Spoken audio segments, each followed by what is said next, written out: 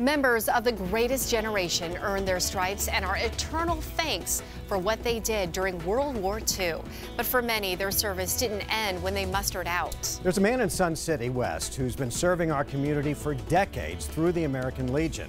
But it was his commitment to a family caught up in the war that earns Terry Doonan our highest praise as one of those who serve. The year was 1942. Terry Deunan and his buddies wanted to serve their country. We enlisted in the Air Corps. He was a member of the Army Signal Corps during World War II, providing crucial ground communication along miles of wire strung between telephone poles. Closest they're ever going to get to the Air Force is the top of those telephone poles.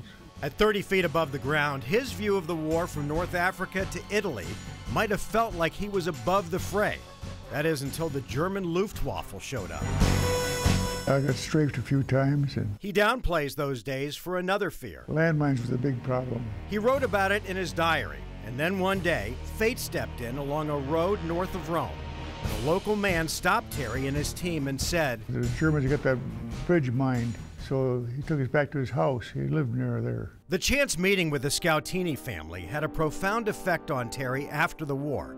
For about 20 years, Terry's daughter, Judy, says both of her parents reached out to their Italian friends to help, including sending one life-saving gift. Somebody in the family needed penicillin, so my dad, being pretty connected and social, wrangled a pharmacist to supply him with penicillin that he could ship back to Italy.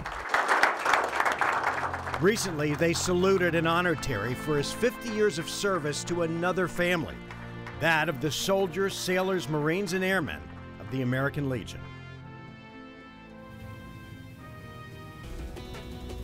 Photojournalist Pete Schultz did a great job with that story. Terry also told us about being with a large group of GIs who met the Pope in Rome after it was liberated, and he actually camped out under the Leaning Tower of Pisa to try to get out of the rain while he was waiting for that audience with the Pope. Oh my gosh, Yeah. so many wonderful stories. Yeah, just amazing.